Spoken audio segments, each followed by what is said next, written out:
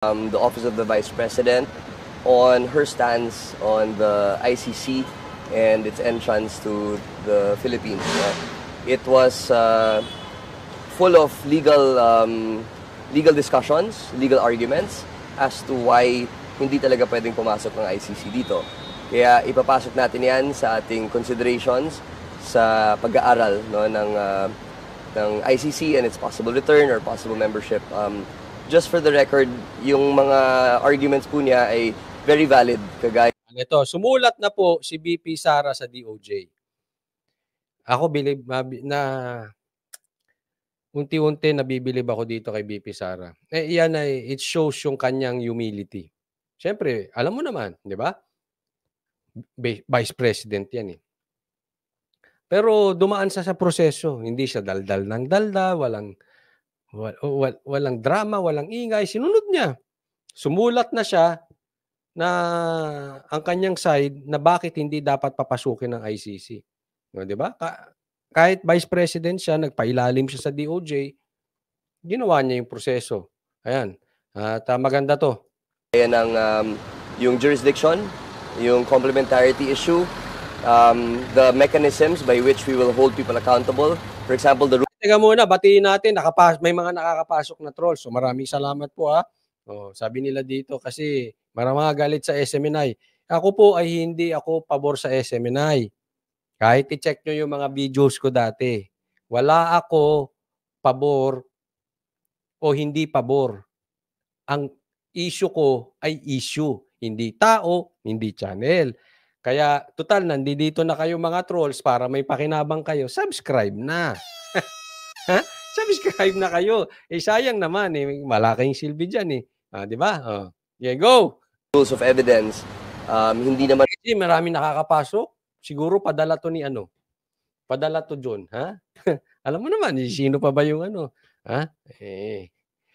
Maraming galit dito SMNI, delikado ka. Ha? ABS-CBN ka na. Parehas, no? Ang rules of evidence natin dito, dun sa rules of evidence ng ICC, yung rules on appeals are also different, by which you can, dito may double jeopardy ho tayo, doon wala namang double jeopardy. So these are the types of things at considerations and legal factors that we have to consider. Dahil yun na nga, yung kung any Filipino who will undergo the rules here or the mechanisms in the Philippines, at least alam natin kung ano yung papagdaanan nila. No? Pero pag pumasok ang dayuhan dito at binigay natin sa kanila yung poder na investigate and to undergo a completely different legal regime, ayaw din natin na masubject ang sino mang Filipino doon sa proseso na yon. Sir, may bago ba or may dagdag ba siyang argumento na makakadagdag doon sa stand na wag nga papasukin o wag makapag-cooperate? There are good legal arguments, yes. And ganito lang yan, pasimplihin natin. Una, hindi talaga dapat papasukin ng ICC. Kasi wala silang jurisdiction dito at hindi na tayo member.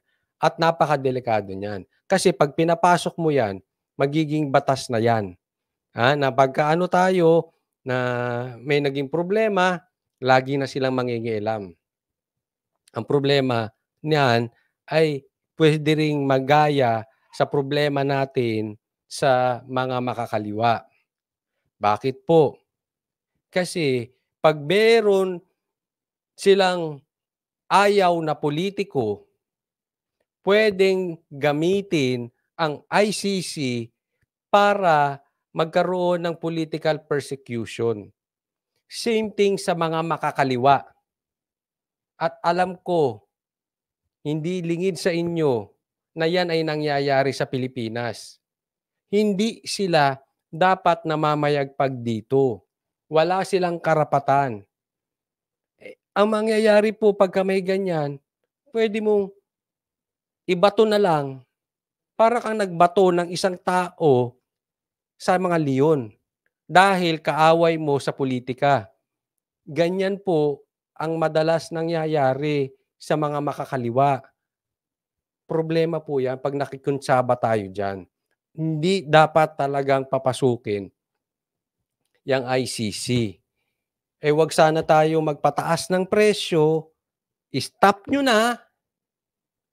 Hindi na dapat may inaantay pang go signal nung kung kanino man.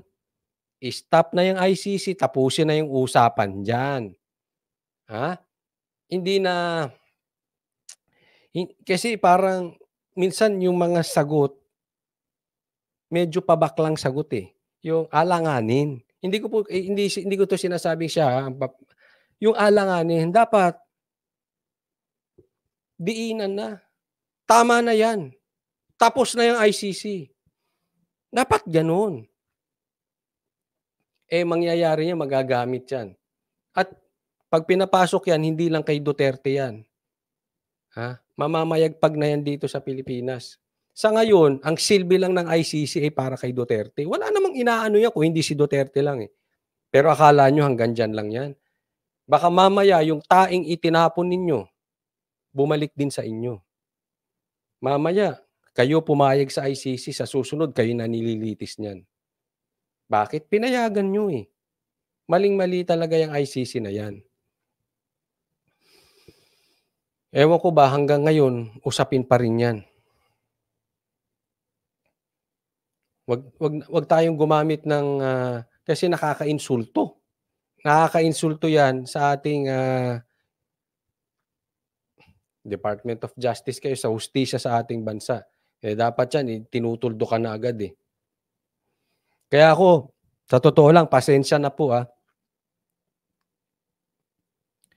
Ito'y aking opinion.